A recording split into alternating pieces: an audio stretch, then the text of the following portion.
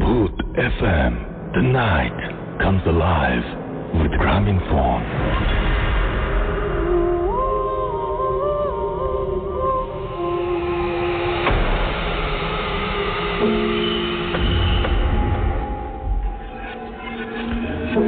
শুনছেন সবসময় রেডিও ফুর্তি 88.2 FM, বাংলাদেশের সর্ববৃহৎ রেডিও নেটওয়ার্ক। আমি রাসেল আছি, সাথে আমার সাথে রয়েছে মাসুম এবং আজকের অতিথিরা, সেই সাথে আমাদের সাথে রয়েছে আজকে ভূত এফএমের আরো একজন সুমাইয়া আমাদের সাথে রয়েছেন এবং আমরা আজকে কিন্তু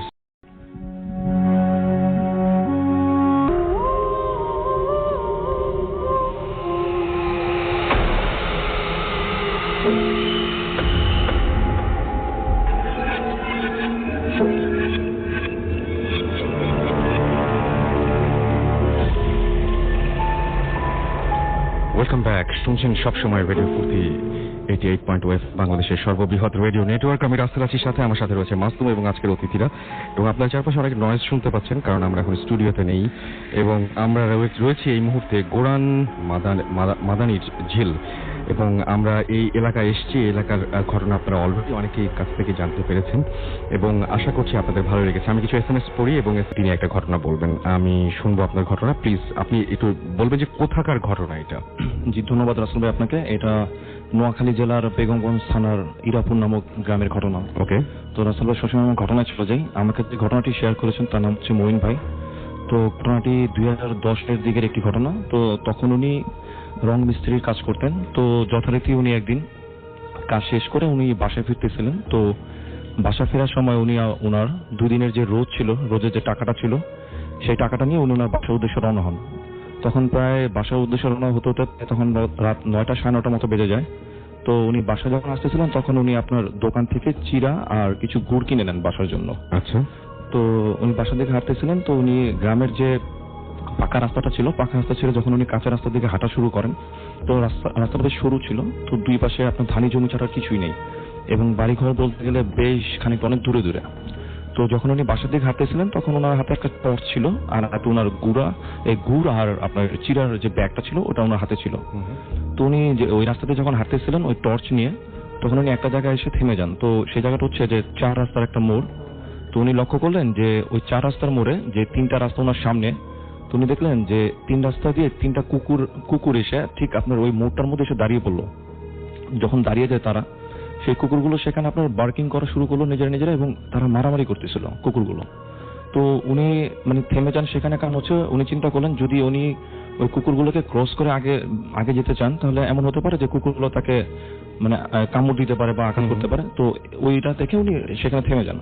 তো উনি টর্চ দিয়ে আপনার ওই ঢিল উড়ে মারে কুকুরগুলো যাতে সেখান থেকে সরে যায়।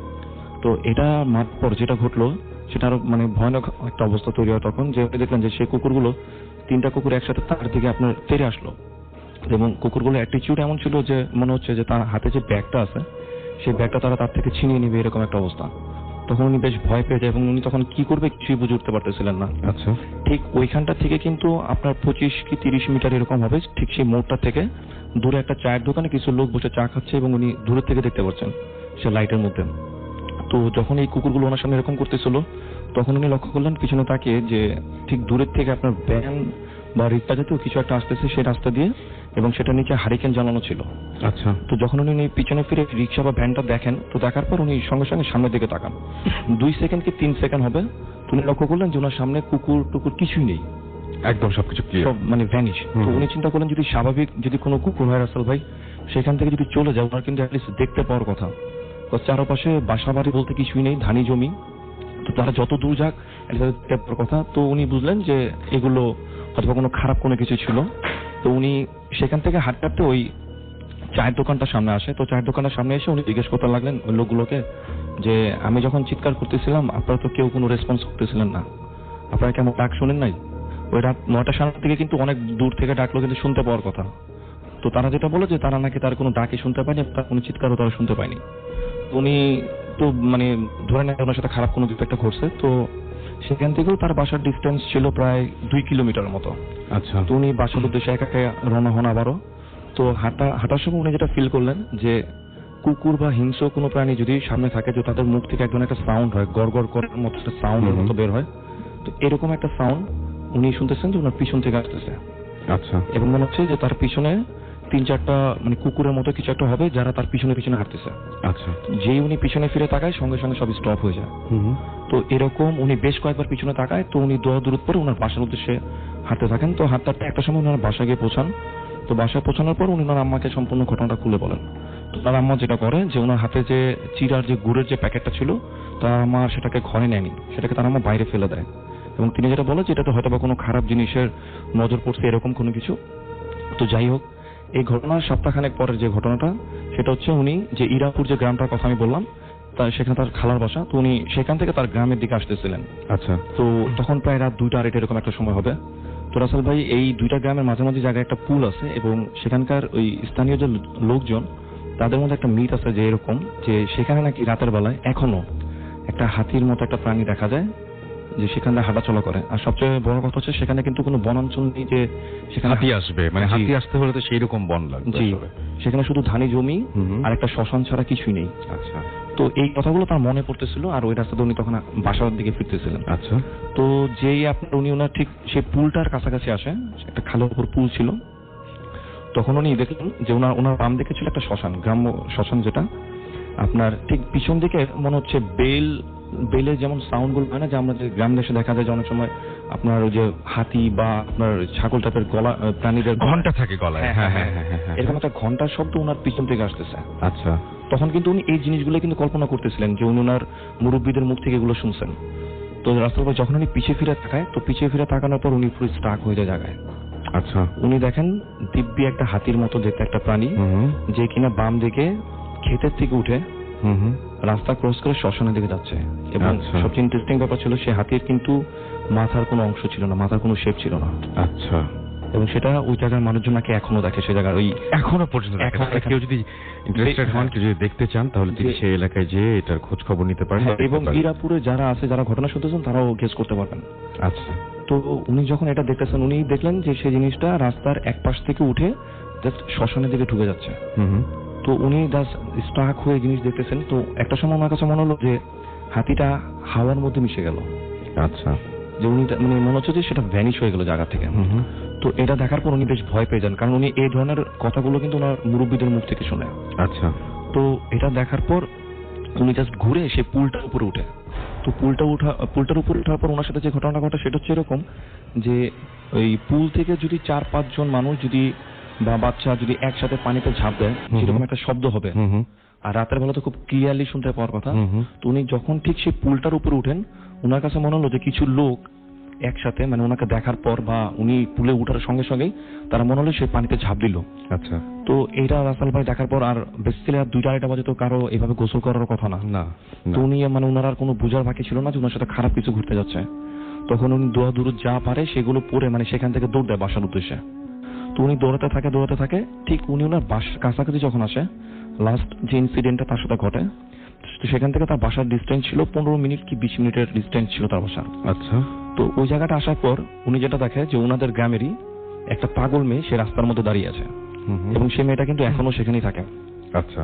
তো তাকে নিয়েও অনেক কথা আছে যে তাকে নাকি ওই বদজিন ধরে ওই শ্মশানের ওই পাশ থেকেই। তো তাকে অনেক হুজুর দেখানো হয়, সে কিন্তু এখনো সুস্থ হয়নি। তো সে দেখে যে সেই মেয়েটা দাঁড়ানো আছে। আর সবচেয়ে মজার কথা হচ্ছে যে সেই মেয়েটাকে কিন্তু সারাদিন কিন্তু শিকল দিয়ে বেঁধে রাখা হয় বাসায়। আচ্ছা। আচ্ছা। ওনাদের গ্রামে।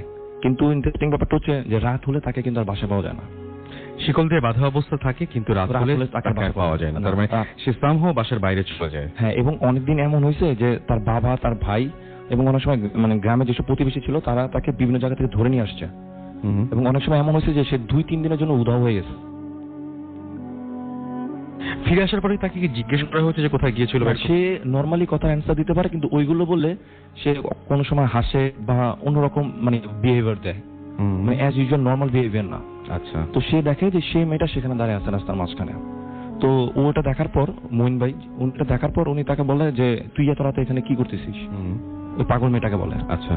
তো মেয়েটা তাকে যেটা বলে যে তোকে তো আমি এর আগে একবার সাবধান করছি, প্রথম যে ঘটনা বললাম উনি এটা মিন করেন। তো রাসেল ভাই উনি যেটা দেখেন যে মেয়েটা কিন্তু স্বাভাবিক নর্মাল একটা হাইটে ছিল, 5 ফিট 3-4 ইঞ্চি এরকম। আচ্ছা। কিন্তু মেয়েটা দাঁড়ানোর স্টাইলটা এরকম ছিল যে দাঁড়ানোর ভঙ্গিটা এরকম ছিল যে সে রাস্তার এক প্রান্তে একটা পা দিয়ে রাখছে এবং আরেক প্রান্তে আরেকটা পা দিয়ে রাখছে। ওকে। ঠিক সে দুই দিকে দুইটা পা দিয়ে দাঁড়িয়ে আছে। কিন্তু সে আচ্ছা। কিন্তু আমরা যে আরো অনেক ধরনের ঘটনা শুনি এরকম যে দুই দিকে পা দিয়ে রাখে, অনেক বিশাল লম্বা দেখতে, এরকম কিন্তু না, এরকম কোনো কিছু না। না, সে স্বাভাবিক একটা মানুষের মতো, বাট তার পা দুটো ছিল মানে স্বাভাবিক না, বেশ লম্বা ছিল পা দুটো, এবং রাস্তার এক প্রান্তে একটা এবং আরেক প্রান্তে একটা।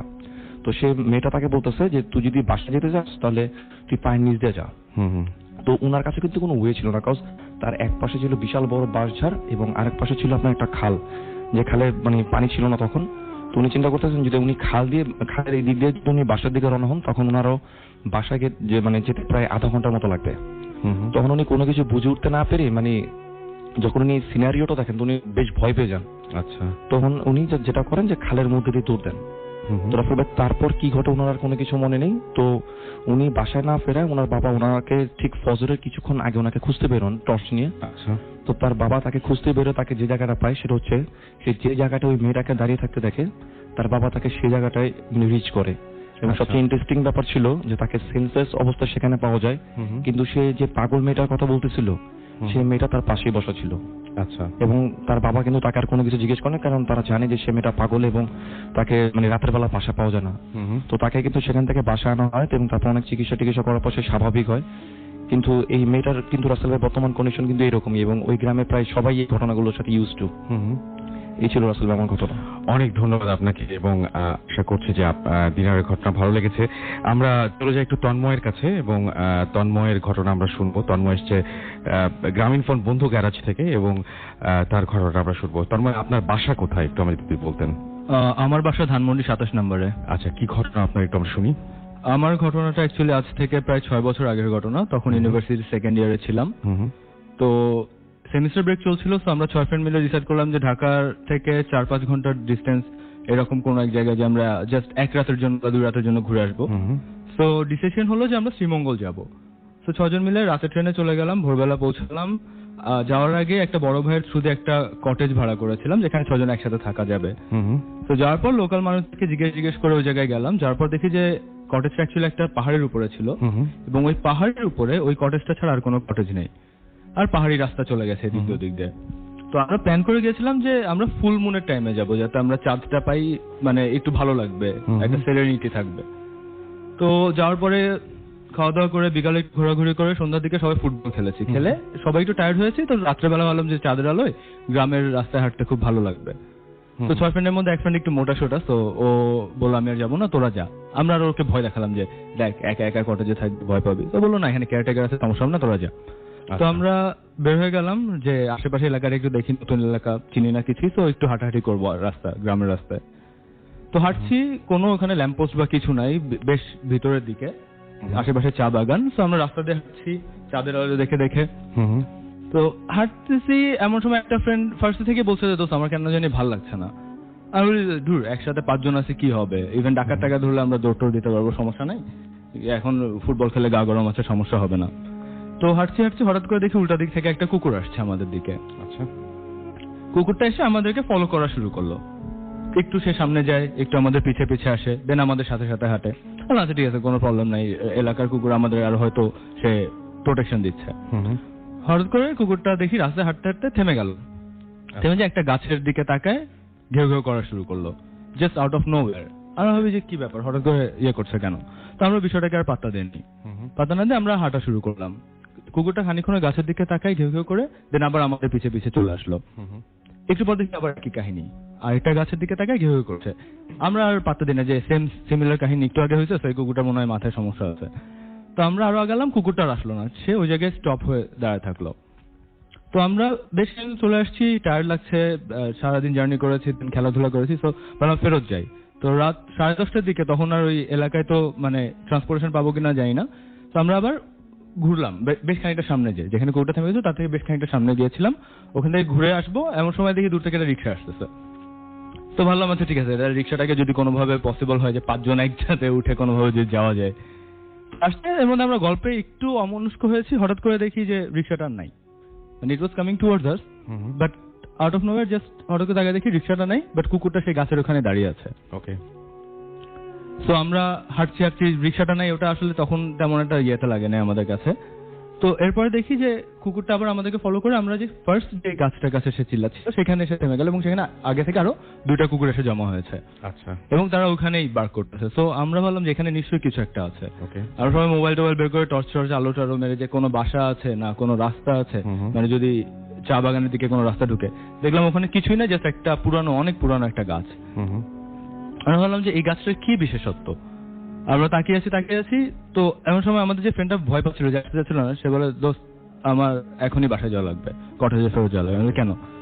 দোস্ত আমার কুকুরগুলোকে ভালো লাগছে না। আমি বলি কেন ভালো লাগছে না? বলে খেয়াল করে দেখ বুঝবি। তাকে দেখি যে 3টা কুকুরের একটারও ছায়া দেখা যাচ্ছে না। আচ্ছা আমরা জিনিসটা ডাবল চেক করার জন্য নিজেদের পায়ের দিকে তাকালাম যে আমাদের ছায়া কি দেখা যায়। দেখি হ্যাঁ, চাঁদ যেহেতু আছে আমাদের ছায়া ঠিকই দেখা যাচ্ছে, কিন্তু কুকুরগুলার ছায়া দেখা যাচ্ছে না। আমরা মানে খালি গল্পের বইয়ে বা মুভিতে দেখে আসছি যে এরকম হয় যে অশরীরী বা মানে কোনো টাইপের ইনহিউম্যান জিনিস থাকলে বা মানে আউট অফ দ্য ওয়ার্ল্ড জিনিস থাকলে সেটা ছায়া দেখা যায় না। তো আমরা তখন মোটামুটি শিওর যে এখানে কোনো একটা ঘাপলা আছে।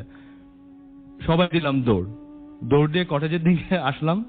তো আমি জানি না যে অ্যাকচুয়ালি আমরা সিচুয়েশনের কারণে ছায়া দেখিনি নাকি আসলেও ছায়া ছিল না, বাট আমরা সিভিয়ার লেভেলে মানে কখনো এরকম যারা ছিলেন তারা কেউই আসলে ওই কুকুরগুলোর কোনো ছায়া আমরা কেউই দেখিনি। এবং আপনারা নিজেদের আপনারা চেক করার জন্য আপনারা আমরা নিজেদের ছায়া চেক করেছি, করে দেখেছি যে আমাদেরটা দেখা যাচ্ছে। কি মনে হয় ঘটনাটা আসলে প্যারানরমাল ছিল বলে আপনি তো ধরে নিচ্ছেন নাকি না আপনি বিশ্বাস করেন আমি এগুলো? কুকুর প্যারানরমাল ছিল কিনা জানি না, তবে এলাকাটার অবশ্যই কোনো একটা ঝামেলা ছিল, না হলে কেন কুকুরগুলো এরকম উইয়ার্ড বিহেভ করবে, কেন তাদের ছায়া দেখা যাবে না? Thank you so much. আমাদের এখানে অনেকে এর আগে এসেছেন, তাদের মধ্যে অনেকের কাছেই শুনেছি যে জিন যেভাবে আমাদের সামনে আসে তার মধ্যে একটা খুব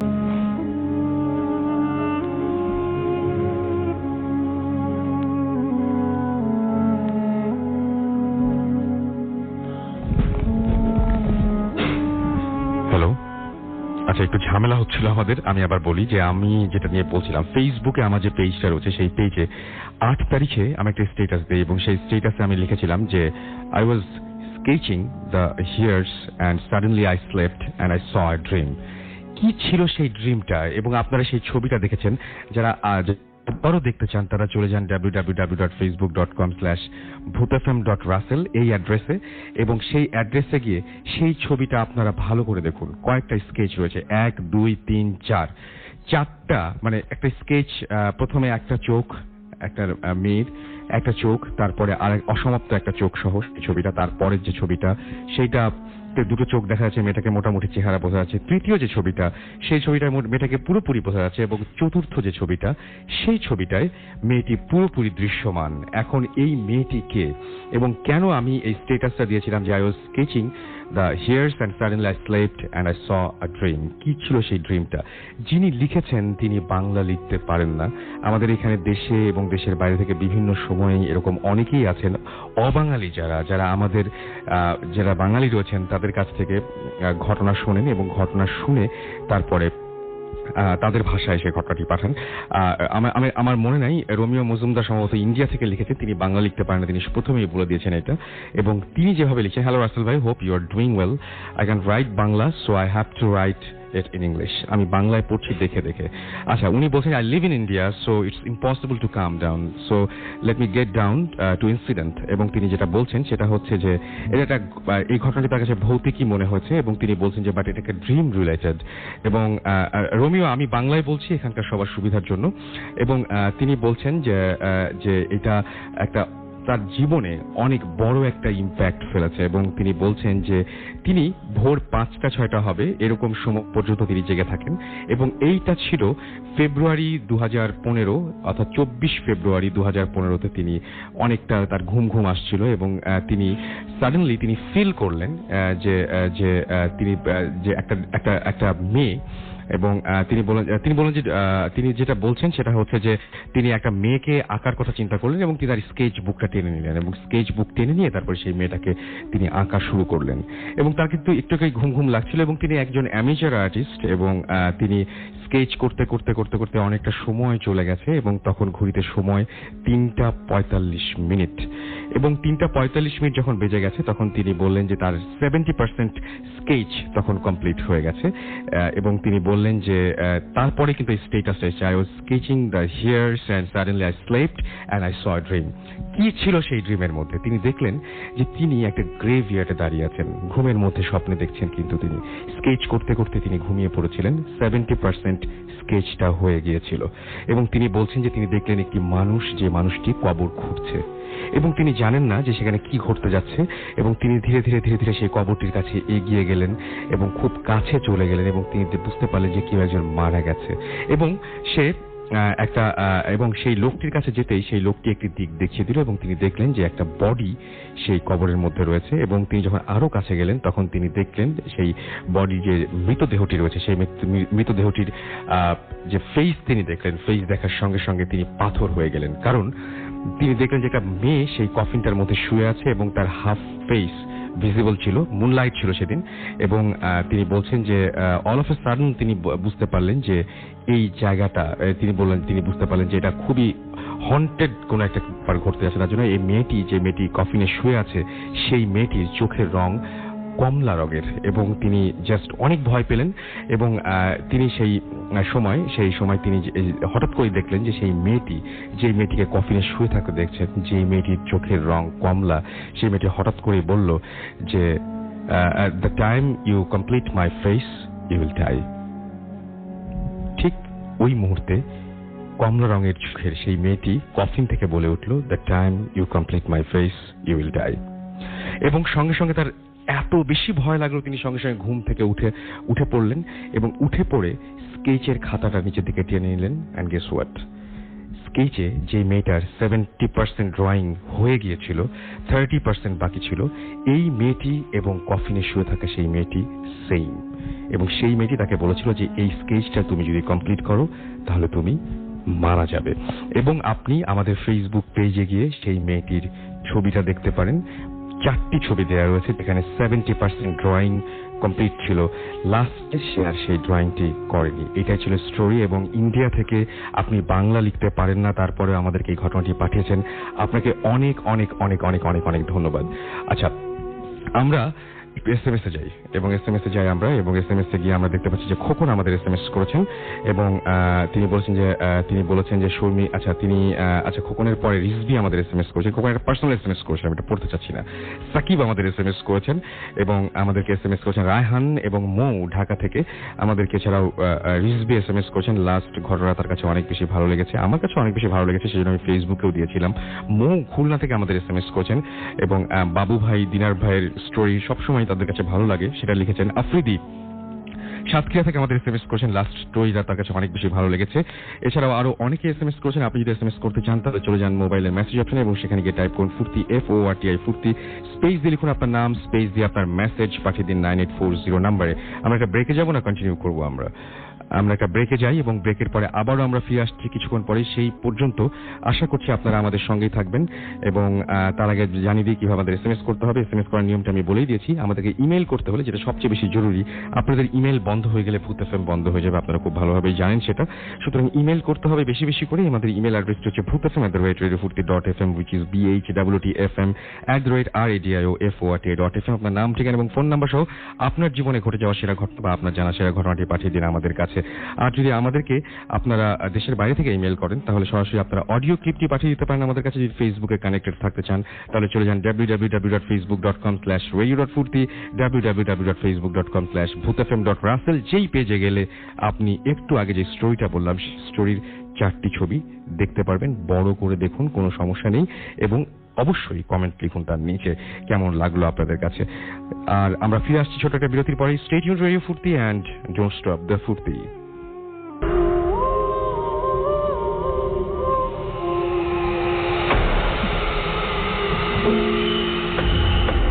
ওয়েলকাম ব্যাক। শুনছেন সবসময় রেডিও ফুর্তি 88.2 FM বাংলাদেশের সর্ববৃহৎ রেডিও নেটওয়ার্ক। আমি রাসেল আছি, সাথে আমার সাথে রয়েছে মাসুম এবং আজকের অতিথি এবং রেডিও ফুর্তির মোটামুটি সব মানুষ আমাদের এখানে আছেন। স্টুডিওতে আছেন অমিয়া নাসির, যিনি অনেক কষ্ট করে সেখান থেকে মানে না খেয়ে মোটামুটি মানে কিন্তু ক্ষুধার্ত অবস্থায় আমাদের সাথে আছেন এবং সেখান থেকে কন্ট্রোল করছেন এবং ওইখানে অনেক বড় একটা দায়িত্ব তিনি পালন করছেন। অমিয়া, আপনাকে অনেক অনেক ধন্যবাদ। আপনি শুনতে পাচ্ছেন নিশ্চয়ই আমাদেরকে। হ্যাঁ, আপনি না শুনতে পারলে তো বাকি আর কেউ শুনতে পারবে না, সুতরাং আপনাকে অনেক অনেক ধন্যবাদ। তো যাই হোক, আপনাদের কাছে আবারও ফিরে আসলাম এবং কিছু SMS পড়তে চাই এই মুহূর্তে। এবং আমি কোথায় যেতে আমাদের একটু বলতেন? শ্যামলী 2 নম্বর রোডে। ওকে, আমরা যাই, ঘটনা শুরু। আমার ঘটনা হচ্ছে, যখন আমার বয়স 9 বছর, 9 কি 10 হবে, তখন আমি চট্টগ্রামে থাকি। আমার বাসা, যে বাসাতে থাকতাম আর কি, ওই বাসার গ্যারেজে ম্যাক্সিমাম টাইমে আমরা খেলাধুলা করতাম।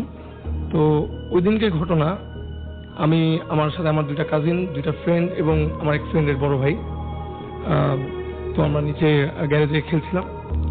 তো খেলতে খেলতে হঠাৎ করে আমাদের মধ্যে আমার এক ফ্রেন্ড ও চিৎকার করে ওঠে। তো আমি তাকে জিজ্ঞেস করি যে কেন চিৎকার করলা কেন? তো ও বলতেছে যে আমরা কতজন? তো আমি বললাম যে আমরা তো এখানে 5 জন। তো বলছে ঠিক আছে 5 জন যখন, তো আমার পিছন দিয়ে এইমাত্র কে হেঁটে গেল? আমি বলতেছি যে কই, আমাদের পিছনে তো কেউ নেই। তো আমি আমার যে ফ্রেন্ড আরো 2টা কাজিন ছিল ওদেরকেও জিজ্ঞেস করলাম যে আমাদের পিছনে কি কেউ ছিল? তখন সে বললো যে না, আমাদের পিছনে কেউ ছিল না। তখন আমার ফ্রেন্ড, আমি ওকে যে আমাকে বললো যে আমাদের পিছনে কেউ ছিল কিনা, তাকে আমি জিজ্ঞেস করলাম কই, আমার পিছনে তো কেউ ছিল না। তো সে তখন স্তব্ধ, কোনো কথা বলতেছিল না। তো আমি ওকে জিজ্ঞেস করলাম যে কথা বলতেছো না কেন, কথা বলো। ও কোনো কথা বলতেছে না। আফটার 5 মিনিট কি 10 মিনিট পরে সে হঠাৎ করে হাসতে শুরু করলো। তো আমি তাকে জিজ্ঞেস করলাম যে হাসতেছো কেন? তো সে কোনো কথা বলতেছিল না তখনও। তো তখন আমি ওকে একটা থাপ্পড় মারি। থাপ্পড় মারার পর সে একটু নর্মাল হয় এবং সে থাপ্পড় মারার পরে নরমাল হয়? হ্যাঁ, থাপ্পড় মারি পর মানে যে হাসাটা বন্ধ করে সে, মানে নর্মালি বসে পড়ে এখানে। তো আমি তাকে বলি যে কি হয়েছিল আমাকে বলো। তো সে বলছে যে আমি জানি না, আমি জাস্ট দেখলাম যে এখানে কেউ একজন আমাদের ছায়ার মতো একজন হেঁটে গেল। তো আমাদের যে গ্যারেজে আমরা খেলাধুলা করতাম ওর পাশে একটা স্টোর রুম ছিল, যেটা থেকে আমরা মানে ম্যাক্সিমাম টাইমে তালা মারা থাকতো। তো আমরা কখনো ওটাতে কে থাকতো বা কি থাকতো আমরা জানতাম না, কিন্তু আমাদেরকে সবসময় বলা হতো যে এটার মধ্যে তোমরা যাবা না, এটা যাওয়ার দরকার নেই তোমাদের। তো ওই দিন কি আমরা যখন খেলছিলাম, তো ওই কাহিনীর পর আমরা শোষো একটা আওয়াজ শুনতে পেলাম ওখান থেকে হঠাৎ করে। তো শোনার পরে আমরা ডিসাইড করলাম যে আমাদের দেখা উচিত যে এখানে কি আছে বা কি শব্দটা হচ্ছে। তো আমাদের মধ্যে যে আমার ফ্রেন্ডের বড় ভাই ছিল, সে ডিসাইড করলো যে তালা ভেঙে আমরা ওখানে যাব। তো কথা অনুযায়ী আমরা তালাটা ভাঙলাম। ভাঙার পরে আমি এবং ওই বড় ভাই ঢোকার সিদ্ধান্ত নিলাম। তো যখন আমরা ঢোকার সময় আমরা মানে আমাদের গা শিউরে উঠছিল ভয়ে, যে আসলে যে ঢুকবো কি ঢুকবো না এরকম একটা ডিসিশন নিতে পারছিলাম না। তো ফাইনালি আমরা পা রাখলাম ওই স্টোর রুমে পা রাখার পর আমি এবং বড় ভাই দুইজনে উভয়ই দেখলাম যে দেয়ালের দিকে যখন তাকালাম আমার মনে হচ্ছিল যে কেউ একজন ওখানে আছে, কারো উপস্থিতি ওখানে আমাদের মনে হচ্ছিল যে কেউ একজন উপস্থিত আছেন ওখানে, যাকে আমরা সরাসরি দেখতে পাচ্ছি না, কিন্তু কেউ একজন আছেন। তো আমি তখন বলতেছি ভাইয়া আমাদের কি ভিতরে যাওয়া উচিত কিনা। তখন ভাইয়া বলতেছে যখন আসছি একটু দেখে নেই যে আসলে কেউ থাকতে পারে, যারা হয়তো মানুষও হতে পারে, যে আমরা জানি না, যেখানে আটকা পড়া আছে। তো আমি বললাম যে ভাইয়া যে মানুষ তো হবে না, কারণ আমি তো কাউকে দেখতে পাচ্ছি না, আপনিও কাউকে দেখতে পাচ্ছেন না, আমি শুধু ফিল করতেছি যেখানে কেউ একজন আছেন। হঠাৎ করে ওই যে শব্দটা আমরা শুনতে পাচ্ছিলাম, সেই শব্দটা আবার শুনতে পেলাম, যে শব্দটা হচ্ছে। তখন আমি ভাইয়াকে বললাম ভাইয়া আমার এখানে থাকা পসিবল হচ্ছে না, আমি বের হয়ে যেতেছি। তো আমার ফ্রেন্ড যে চিৎকার করছিল যে সে কাউকে দেখছে, সে ওখান থেকে আমাদের ডাকছিল যে চলে আসো তোমরা এখানে থাকো না, এটা ডেঞ্জারাস হতে পারে। তো আমি ভাইয়াকে বললাম ভাইয়া আপনি কি যাবেন? না আমি বের হয়ে যাব। ভাইয়া বললে একটু ওয়েট করো, আমি একটু দেখি। ঠিক যখন আমরা ওখান থেকে বের হয়ে চলে আসবো, তখনই আমরা সেই শব্দটা আবার পুনরায় শুনতে পাই। ইভেন আমরা তখন আবার পিছনে তাকায় দেখি যে দেয়ালের উপরে আমরা মানুষ আকৃতির একটা আকৃতি দেখতে পাচ্ছি আসলে, কিন্তু কেউ নেই ওখানে। আসলে কি জিনিসটা ছিল সেটা আমার এখনো জানা নেই। ইভেন ওর পরপরই আমরা ওখান থেকে দূরে পালিয়ে যাই এবং তারপর থেকে আমরা আর ওখানে কখনোই যাওয়ার সাহস ঘটেনি। অনেক ধন্যবাদ আপনাকে। আমরা চলে যাব এই মুহূর্তে আমরা চলে যাবো ফারনানের কাছে এবং ফারনানের কাছে একটা ঘটনা শুনবো, এবং তার আগে জানিয়ে দিই আমাদের যারা SMS করতে চান মোবাইলের মেসেজ অপশনে গিয়ে টাইপ করুন ফুর্তি FORT, ফুর্তি স্পেস দিয়ে লিখুন আপনার নাম, স্পেস দিয়ে আপনার মেসেজ পাঠিয়ে দিন 9840 নাম্বারে। আমাদেরকে যারা ইমেল করতে চান, আমাদের ইমেল অ্যাড্রেস হচ্ছে bhutfm@radiofurti.fm, which is bhwtfm@radiofurti.fm। আপনার নাম, ঠিকানা এবং ফোন নাম্বার সহ আপনার জীবনে ঘটে যাওয়া সেরা ঘটনাটি পাঠিয়ে দিন আমাদের কাছে। আর যারা আমাদের দেশের বাইরে থেকে করবেন ইমেল, তারা অবশ্যই আপনারা সরাসরি ঘটনাটি রেকর্ড করে পাঠিয়ে দিতে পারেন আমাদের কাছে। এবং আপনারা যারা ফেসবুকে কানেক্টেড থাকতে চান, তারা চলে যান www.facebook.com/radiofurti, www.facebook.com/bhutfm.russell। আমরা চলে যাচ্ছি ফারনানের কাছে। ফারনান, আপনার ঘটনাটা শুনি, কোথাকার ঘটনা আগে শুরুতে জানতে চাচ্ছি এটা। হ্যালো লিসেনার্স, আমি ফারনান, আমি পুরান ঢাকা থেকে আসছি। আর যে ঘটনাটা আমি এখন শেয়ার করবো সেটা আমার আঙ্কেল বলেছে, এবং এই ঘটনাটা এক্স্যাক্টলি ইন্ডিয়ার একটা ঘটনা। এবং সে যেটা বলে যে এটা অনেক আগের ঘটনা আসলে, মানে যখন আমার আঙ্কেল কলকাতায় বেশ কিছু সময় পড়াশোনা করে, এবং ওই সময় তার সাথে মানে আমাদের বাংলাদেশে একটা ছেলে পড়াশোনা করতো, এবং সে যেটা হয় যে কতগুলা ইন্ডিয়ান কতগুলা ছেলের সাথে একটা ম্যাচে থাকে আর কি, ওই সময় অনেক আগের কথা এটা। এবং তারা যে বাসাটায় ভাড়া থাকে সেটা হচ্ছে একটা অ্যাংলো ইন্ডিয়ানদের বাসা ছিল। আচ্ছা। এবং বাসার যে নিচতলায় তারা থাকতো এবং উপরে তলায় থাকতো যে ওই মা এবং ছেলে দুজনই থাকতো, মানে উপরে তলায়, এবং তার বাবা ছিল না, এবং ওনারা দুজনই উপরে তলায় থাকতো এবং নিচে কয়েকজন স্টুডেন্ট ভাড়া থাকতো। এবং একটা সময় যেটা হয় যে কোন একটা পূজার ছুটিতে যেটা হয় যে ওই সবগুলো ছেলে নিজের তালার মানে ইয়াতে চলে যায়, মানে পূজার ছুটিতে চলে যায়। এবং আমার আঙ্কেলের যে ফ্রেন্ড ছিল বাঙালি, সে যেটা সে মুসলমান ছিল, এবং সেটা যেটা হয় যে সে আর মানে কোথাও যায় না, সে ওখানেই স্টে করে। তো দ্যাটস ওয়াই দেখা যায় যে মানে সে নিচের তালায় একা থাকে এবং উপরে তালায় ছিল ওই অ্যাংলো ইন্ডিয়ান্সের যে মা এবং তার ছেলে। তো পূজার প্রায় 2 দিন ছুটি কেটে যাওয়ার পরে যেটা হয় যে উপরে যে ছেলেটা থাকতো ওই ছেলেটা হঠাৎ করে কোনো কারণ ছাড়া হঠাৎ করে সুইসাইড করে, এবং এই সুইসাইডের কারণটা কি ছিল সেটা তখন কেউ জানতো না। এবং যেটা হয় যে এবং আমার আঙ্কেলের যে ফ্রেন্ড যে ছিল, মানে সে যেটা বলে যে সে কখনো মানে ভাবতে পারেনি যে ছেলেটা আসলে সুইসাইড করবে, কারণ একটা মানুষের সাথে মিশলে তখন বোঝা যায় যে মানে কিরকম তার ক্যারেক্টার সেটা বোঝা যায়। কোনো মানে কারণ ছাড়াই সে সুইসাইড করে, এবং যেটা হয় যে ওই যে তার সাথে যে তার মা থাকতো তাদের যে বাসার উপরে, সে যেটা হয় যে ওনারা দুইজনই থাকতো, এবং ওনাদের ম্যাক্সিমাম যে রিলেটিভস তারা ওই শহরের বাইরে থাকতো। এবং যে এই যে ছেলেটার মৃত্যুর কারণে যেটা হয় যে মানে ওদের যে শহরের বাইরে যারা রিলেটিভস থাকে তাদের মধ্যে মানে তার দুইজন মামা মানে ওই ইনস্ট্যান্টলি তখন ওই স্পটে আসতে পারে। এবং আসার পরে যেটা হয় যে ওই ছেলেটার মানে এই হঠাৎ করে মারা যাওয়ার কারণে তার মা হঠাৎ করে অসুস্থ হয়ে যায়, এবং এই অসুস্থ হয়ে যাওয়ার কারণে তার মামা দুইজন যে মামা আসে তারা ওই তার মাকে নিয়ে হাসপাতালে ভর্তি করে। এবং আমার আঙ্কেলের যে ফ্রেন্ড ছিল তাকে বলে যে তুমি বাসাটাকে মানে দেখো, যেহেতু আমাদের বাসায় এখন আর কেউ নেই, আর আমাদের যে বাকি যে আত্মীয় স্বজন গুলা তারা সবাই মানে শহরে আস্তে আস্তে প্রায় ভোর হয়ে যাবে, তো দ্যাটস ওয়াই তুমি বাসাটা দেখো। এবং উপরে ওই ছেলেটার লাশ ছিল, এবং নিচের তলায় আমার আঙ্কেলের যে ফ্রেন্ড সে ছিল, এবং তাকে সমস্ত ঘরের চাবি টাবি দিয়ে তারা সবাই হাসপাতালে চলে যায়, এবং হাসপাতালে তার মাকে নিয়ে চলে যায়, কারণ হঠাৎ করে ছেলের মৃত্যুতে মানে মা অনেক অসুস্থ হয়ে পড়ে। তো তখন যেটা হয় যে নিচের তলায় যে আমার আঙ্কেলের যে ফ্রেন্ড ছিল তখন সে একা ছিল, এবং উপরের তলায় ছিল ওই ছেলেটার লাশ, মানে সুইসাইড করে মারা যাওয়া যে লাশটা সেটা উপরে ছিল। এবং তার একটা সময় বারবার মনে হচ্ছিল তার বেশ ভয় লাগছিল, কারণ উপরে একটা লাশ রাখা এবং নিচে সে একা সম্পূর্ণ। এবং তার একটা সময় বারবার ভয় লাগছিল, এবং সে কষ্ট পাচ্ছিল যে তার পরিচিত একটা ছেলে এভাবে মারা গেছে। তো একটা পর্যায়ে এগুলো ভাবতে ভাবতে হঠাৎ করে তার মানে রাত্রে ঘুম এসে পড়ে। সে যখন মানে রাত্রে ঘুমিয়ে পড়ে, মানে কোনো একটা শব্দে, হুটহাট একটা শব্দে তার ঘুমটা ভেঙে যায়। এবং তার যখন ঘুমটা ভাঙে তখন সে রিয়েলাইজ করতে পারে যে শব্দটা আসলে উপরের ফ্লোরে রাখা যে লাশটা যে ঘরে সেইখান থেকে শব্দটা আসতেছে।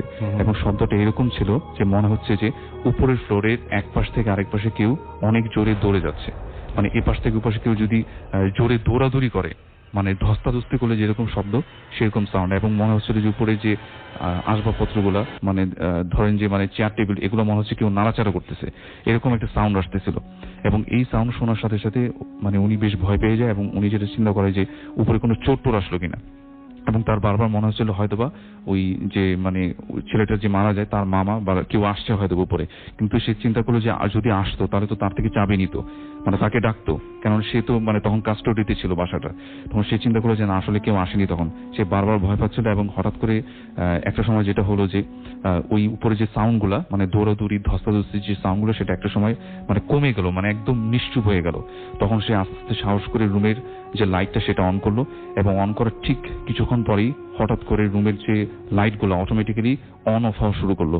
ইভেন বাথরুমে যে লাইট ছিল সেটা অন অফ হওয়া শুরু করলো, এবং একটা পর্যায়ে তার রুমের ভিতরে একটা কাঠের আলমারি ছিল, এবং এই আলমারির ভিতর থেকে মানে মনে হচ্ছে কেউ একজন বাইরে বের হয়ে আসতে যাচ্ছে, মানে আলমারিটার ভেতর থেকে বারবার কেউ নক করলে যেরকম হয় না সেরকম জোরে জোরে ধাক্কা দিচ্ছিল আলমারিটা, এবং প্রচন্ড জোরে সেই আলমারিটা মানে কাঁপছিল। তখন সে হিপনোটাইজের মতো হয়ে যায়, এবং সে যেটা করে যে প্রচন্ড ভয়ে সে আলমারিটাকে খোলার চেষ্টা করে, এবং যখন সে একটা পর্যায়ে আলমারিটাকে খুলে ফেলে তখন সে দেখে যে আলমারিটার ভিতরে উপরে যে ছেলেটা মারা যায় সেই ছেলেটার লাশ, এবং এরপরে তার আর কিছু মনে নেই, সে সেন্সলেস হয়ে যায়। পরে ওই উপরে যে ফ্যামিলি যে ছেলেটা মারা যায় তাদের ওদের রিলেটিভস যখন আসার পরে মানে ওই নিচের তালার গেট ভেঙে মানে ওনাকে বের করে সেন্সলেস অবস্থায়। এবং সব থেকে অবাক বিষয় ছিল যে উপরে যে রুমটায় মানে এত ধস্তাধস্তির শব্দ শোনা যাচ্ছিল, এবং সেটা নাকি ঠিকই মানে ওই উপরে যে লাশটা যে রাখা ছিল যে রুমটাতে, ওই রুমটার সবকিছু আসবাবপত্র চেয়ার টেবিল সবকিছু নাকি উল্টাপাল্টা ভাবে ছিল, অথচ রুমটা কিন্তু বাইরের দিক দিয়ে লক করা ছিল। এই রিজনটা কেন হয়েছিল কি হয়েছিল কেউ জানে না, কিন্তু লাশটা ঠিক যেভাবে রাখা ছিল ঠিক সেভাবেই ছিল। এই ছিল আমার ঘটনা। অনেক ধন্যবাদ। আমরা খুব তাড়াহুড়োর মধ্যে আছি, কারণ বাবু ভাইয়ের একটা ঘটনা দিয়ে শেষ করব, তবে তার আগে আমাদের একটা ব্রেক নিতে হবে, এবং ব্রেকের আগে আমরা আরো একটা ঘটনা পড়বো, এবং সেই ঘটনাটাকে ইমেল যে ঘটনাটা পড়তে চাই, কারণ অনেক ঘটনা জমে গেছে। আমি একটু পড়ি ইমেলটা লিখেছেন, এটাও মানে একটু কষ্ট করে পড়তে হবে, যিনি লিখেছেন সেটা মানে ইংরেজিতে লিখেছেন, অর্থাৎ ইংরেজিতে বাংলা ভাবে লিখেছেন। একটু পড়তে এইখানে স্টুডিও ততটা ডিফিকাল্ট লাগে না, এখানে বেশ ডিফিকাল্ট লাগছে।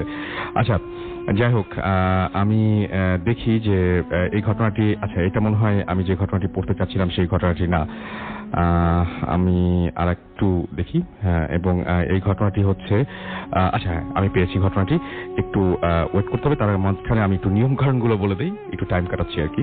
সেটা হচ্ছে যে আমাদের ইমেল করতে চান তাহলে আমাদের ইমেল অ্যাড্রেস হচ্ছে bhutfm@radio40.fm, which is bhwtfm@radio40.fm। আপনার নাম, ঠিকানা এবং ফোন নাম্বার সহ আপনার জীবনে ঘটে যাওয়া সেরা ঘটনা লিখে পাঠিয়ে দিন আমাদের কাছে।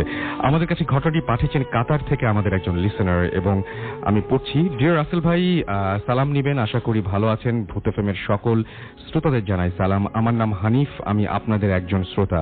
আমি বর্তমানে কাতারে আছি।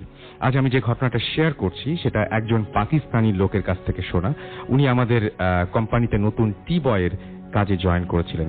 একদিন ওনাকে আমি প্রশ্ন করি যে আগে কোথায় কাজ করেছেন, কোন এক আগের জব, কেন আগের জবটা ছেড়ে দিলেন। এরপর উনি আমাকে খুলে বলেন কেন উনি আগের জবটা ছেড়ে দিলেন। উনি আমাকে ঘটনাটি উর্দুতে বলেন, এবং তিনি সেটা বাংলায় লিখছেন, এবং আমি সেটা আবার তিনি সেটা ইংরেজিতে লিখে পাঠিয়েছেন, মানে ইংরেজি অ্যালফাবেট দিয়ে লিখে পাঠিয়েছেন, আমি সেটা আবার বাংলায় পড়ছি। এবং এর আগে আমি কাতারে একটি গভর্নমেন্ট গ্রেভইয়ার্ডের দেখাশোনার কাজ করতাম, এবং আমরা মোট 4 জন ওই গ্রেভইয়ার্ডে কাজ করতাম। 4 জনের একজনের কাজ ছিল আমাদের সাথে, এবং অন্য দুজনকে রাখা হয় লাশকে গোসল দেবার জন্য।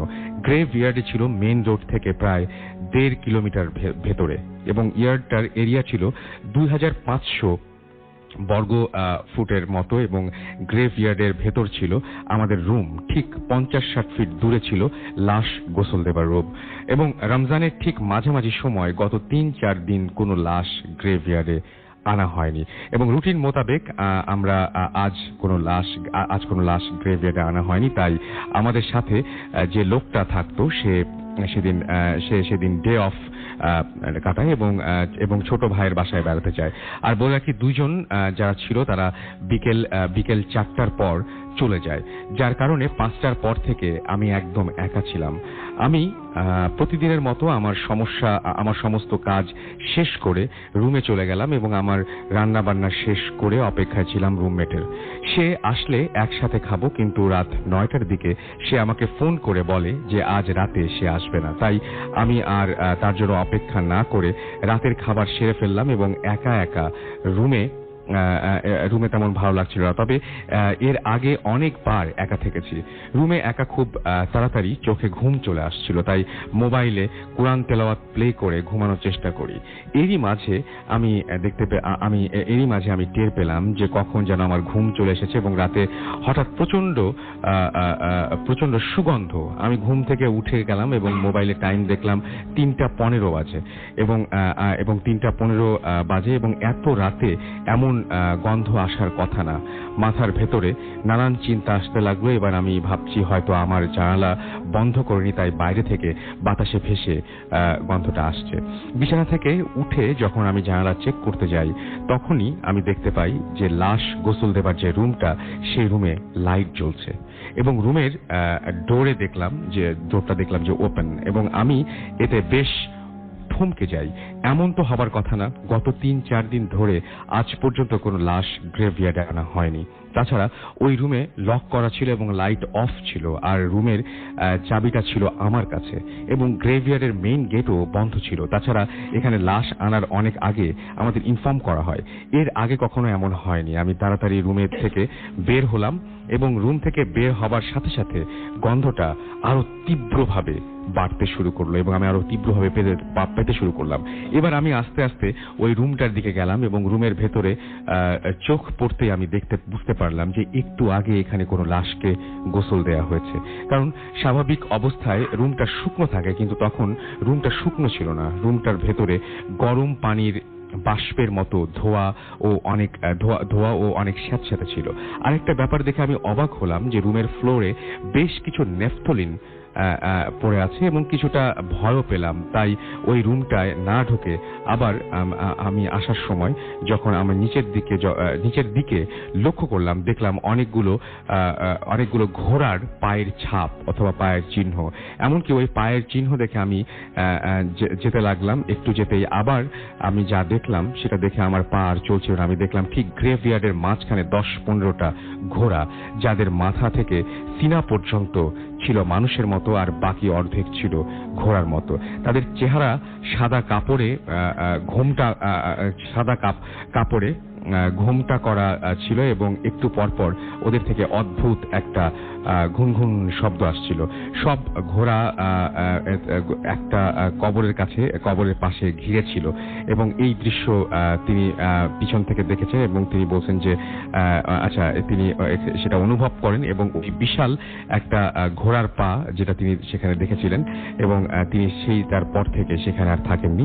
এইটাই ছিল তার স্টোরি এবং তার স্টোরিটা আমি পড়লাম এবং এখন একটা ছোট বিরতি নিতে হবে এবং বিরতির পরে আমরা শুনবো বাবু ভাইয়ের কাছে একটা দারুণ আর একটা স্টোরি। সুতরাং আমাদের সঙ্গে থাকতে হবে এবং আমাদেরকে অবশ্যই আপনারা এসএমএস করুন। এসএমএস করতে হলে মোবাইলের মেসেজ অপশনে টাইপ করুন ফুর্তি FORTI ফুর্তি স্পেস দিয়ে আপনার নাম, স্পেস দিয়ে আপনার মেসেজ পাঠিয়ে দিন 940 নাম্বারে। আমাদের ইমেল করতে হলে আমাদের ইমেল অ্যাড্রেস হচ্ছে bhutfm@radiofurti.fm। আমাদের ফেসবুকের সাথে আমাদের সাথে কানেক্টেড থাকতে চাইলে চলে যান www.facebook.com/radio.furti www.facebook.com/bhutfm.russell।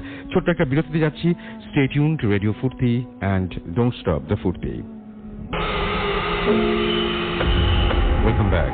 শুনছেন সবসময় রেডিও ফুর্তি 88.2 FM, বাংলাদেশের সর্ববৃহৎ রেডিও নেটওয়ার্ক। আমি রাসেল আছি সাথে, আমার সাথে রয়েছে মাসুম এবং আরো অনেক অনেক অনেক অনেক মানুষ।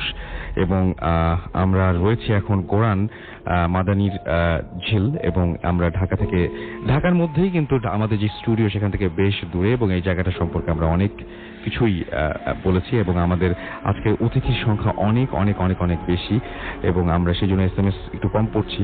আমরা শেষের দিকে কিছু SMS পড়ব, তার আগে আমরা বাবু ভাইয়ের কাছে আরেকবার যাই, একটা ঘটনাকে শুনে নেই, তারপর SMS ফেসবুকের পোস্ট পড়া যাবে।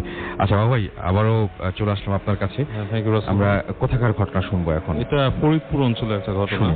আমার কাছে এটা শেয়ার করেছে শিফাত আমিন, তার বাড়ি গোপালগঞ্জ এলাকায়।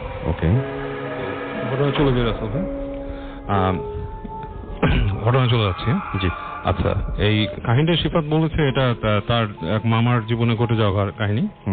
তো তার মামার মামা তিনি আপনার একটা অঞ্চলে থাকতেন, ওই ফরিদপুরেরই যে কোনো একটা অঞ্চলে, সেখানে অনেক খাল বিল আছে আর কি। আচ্ছা, তো যেটাতে ওনার মামা কখনো যায় নাই, ছোট কালে গিয়েছিল, এরপর যায়নি। তার মামার মামা থাকতো ওখানে।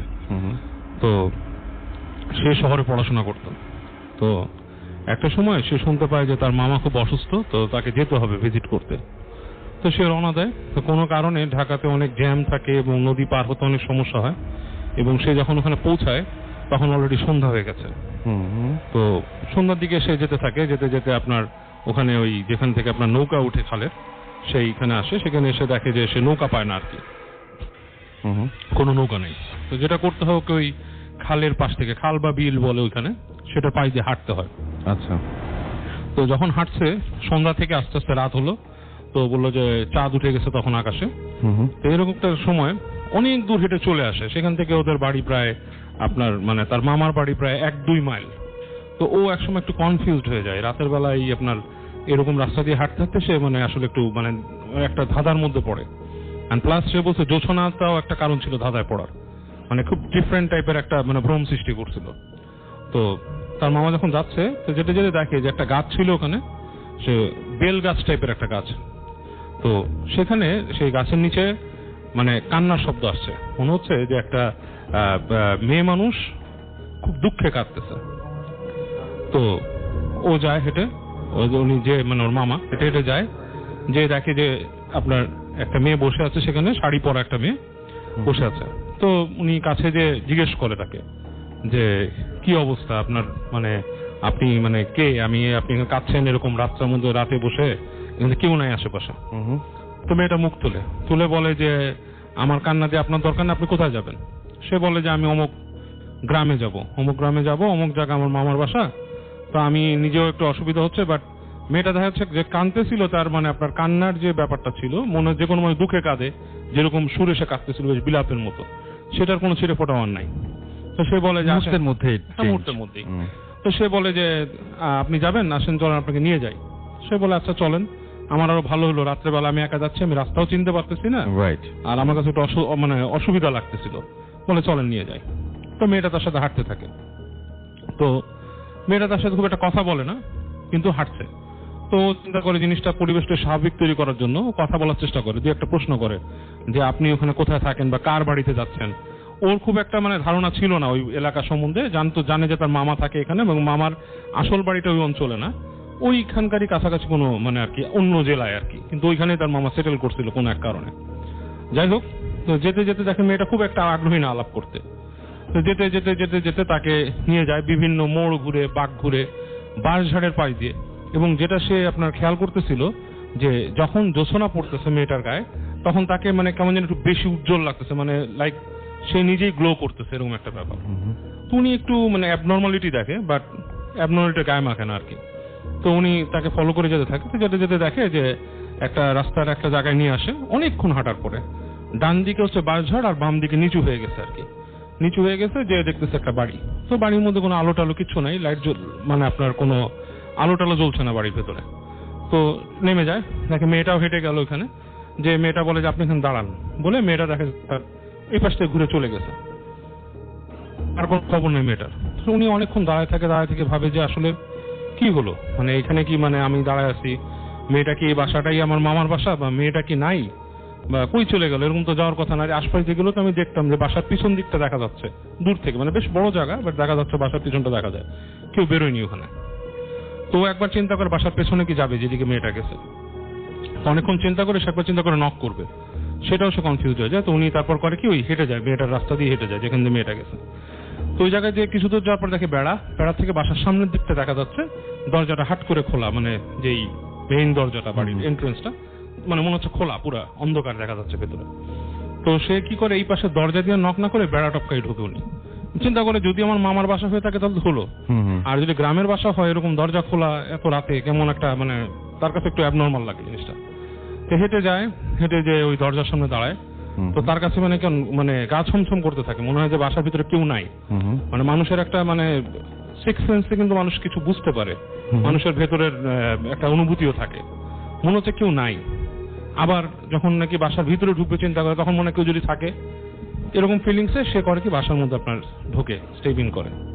তো যায়, যে তখন মনে হচ্ছে যে কেউ নাই, এবং সে তখন আপনার আস্তে করে পকেটে হাত দিয়ে, তার কাছে একটা লাইটার ছিল, রনসন লাইটার, সে সেটা জ্বালার পর দেখে যে ঘরের মধ্যে ওই লাইটারের আলোতে দেখে কিচ্ছু নাই, পুরো ঘরটা ফাঁকা একটা ঘর, এবং ওই ঘরের মধ্যে মানে কিছুই নাই, পুরা মানে ফ্লোরে ময়লা পড়ে রয়েছে, অ্যাবান্ডন একটা হাউসের মতো। তখন তার মানে খা খা করে উঠে শরীরটা, এবং তার ঠিক পেছনে যে দরজাটা ওই সময় মনে হয় কে জানি জোরে একটা নাড়া দিয়ে যায়, কাঠের যে পাল্লাটা এটা মানে খুব জোরে, মানে কেউ যদি স্ল্যাম করে সেরকম একটা শব্দ হয়। তো সে ওই তার মানে প্রচন্ড সে ভয় পেয়ে যায়, কেঁপে উঠে সে বের হয়ে আসে ঘর থেকে। বের হয়ে এসে সে উঠানে কিছুক্ষণ হতবিহ্বলের মতো দাঁড়ায় থাকে এবং সে আস্তে আস্তে হেঁটে বের হয়ে আসে। সামনে যে বাঁশঝাড় সেখানে দেখতেছে অনেক শিয়াল দূর থেকে দাঁড়াচ্ছে, এটা দেখেও সে ভয় পায়, মনে করে যে শিয়াল যদি আমাকে অ্যাটাক করে, এবং সে তখন হাঁটা দেয়, কোনো দিক বিদিক না দেখে হাঁটতে থাকে, হাঁটতে এবং দেখে শিয়ালগুলো তাকে ফলো করতেছে একটা ডিস্টেন্স রেখে। কিন্তু সে একটা বাসায় যেয়ে নক করে চিৎকার করতে থাকে, দরজা খুলেন। তো বাসার ভিতর থেকে মানুষ বের হয়, মধ্যবয়সী লোক, সে গেট খুলে বলে কি ব্যাপার, ঘুমের চোখ কসলায় যে আপনি এই রাত বিরাতে নিশি রাতে আপনি মানুষ উঠাইতেছেন, কে আপনি? তখন সে বলে যে আমার মামার বাসায় আসছি, আমি অমুক তমুক, এই সে আমার মামা অসুস্থ। বলে অমুক সাহেব, ও আচ্ছা তিনি তো অন্যদিকে থাকেন, এখান থেকে প্রায় অনেক দূর, প্রায় এখান থেকে মানে কয়েক দূরে, উনি তো এখানে না, এটা অমুকের অমুক নাকি এরকম তার কিছু পরিচয় দেয়। সে বলে হ্যাঁ, বলে সেই জায়গা না, এখানে আপনি ভুল দিকে আসছেন। তো বলে আমার এরকম এক মহিলা নিয়ে আসছে রাত্রে। কোন মহিলা নিয়ে আসছে? বলে যে এরকম বাসা, এদিকে আসছে। বলে তোর অমুক অলক্ষীর বাসা, তো মারা গেছে, করে আর খুঁজে পায় না কেউ। বলে সে মানে খুব একটা মানে তার ভালো ছিল না, মানে গ্রামে কোন একটা শালীর বিচারে তাকে মানে বিচার করা হয়, কিন্তু তার আর লাশ কেউ পায় না খুঁজে। আচ্ছা, এরকম কাহিনী হয়। তো সেটা শোনার পর সে আরো ভয় পায়। তো বলে আপনারা কি নিয়ে আসছে, কি বলেন? ওই লোক তাকে বসায় রাত্রেবেলা থাকতে দেয়, তাদের একটা সামনে কাছারি ঘরের মতো থাকতে দেয়। তো উনি খুব ভয়ে রাত কাটান ওই কাঠ। তারপরে উনি পরদিন যান, যে খুঁজে ওনার মামার বাসা বের করেন এবং মামাকে বলেন যে এরকম কাহিনী। তো ওনার মামার সাথে কথা বলেন, মামা অসুস্থ, মামার চিকিৎসা করেন, কিছুদিন থাকেন ওই জায়গায়, এবং আলটিমেটলি উনি পরে একটা খবর পান গ্রামের একটা ইয়াং ছেলের কাছে। বলে যে অনেকে বলে যে আপনি যে রাস্তা দিয়ে আসছেন, যেখানে মেয়েটাকে দেখছেন, ওই গাছের নিচে তার একটু মেরে ওই যে ফেলে দিছিল। আচ্ছা, পানিতে। ওই গাছটার নিচে ওখানকার যে মাতবর বা মেম্বার ছিল, তার ছেলে পেলেরা এই কাজটা করছে আর কি। ওকে, এটা অনেকে বলে। তো এবং অনেকে ভয় পায় ওইখানে গেলে, এবং ওইখানেই তাকে দেখা গেছিল জিনিসটা। অনেক ধন্যবাদ বাবু ভাই, thank you so much. Thank you. আমি দেখতে পাচ্ছি যে খুব ভালো লাগছে, লিখেছি radiofurti.fm, স্পেলিংটি বলে দিচ্ছি BHTTFM@RADIOFOORT.FM। আপনার নাম, ঠিকানা এবং ফোন নাম্বার সহ আপনার জীবনে ঘটে যাওয়া সেরা ঘটনা লিখে পাঠিয়ে দিন আমাদের কাছে। ঘটনার শুরুতে অবশ্যই উল্লেখ করুন ঘটনাটি আপনি নিজে এসে শেয়ার করতে চান নাকি আপনি চান আপনার ঘটনাটি আমরা পড়ে শোনাই। যারা স্টুডিওতে আসবেন তারা অবশ্যই ফোন নাম্বার দিতে ভুলবেন না, আর যারা দেশের বাইরে রয়েছে তারা অবশ্যই অডিও ক্লিপ আমাদের কাছে পাঠিয়ে দিবেন, সেটা সবচেয়ে ভালো অপশন। আমাদেরকে যারা ফেসবুকে আমাদের সাথে কানেক্টেড থাকছেন তারা চলে যান www.facebook.com/radio.furti, www.facebook.com/bhutfm.russell। আজকের মতো এখানেই শেষ করছি, কথা হবে আবারও আগামী শুক্রবার। সেই পর্যন্ত সবাই ভালো থাকবেন, সুস্থ থাকবেন, শুনতে থাকবেন, মোস্ট ইম্পর্টেন্টলি ফুর্তি থাকবেন। আজকের মতো এখানেই টাটা।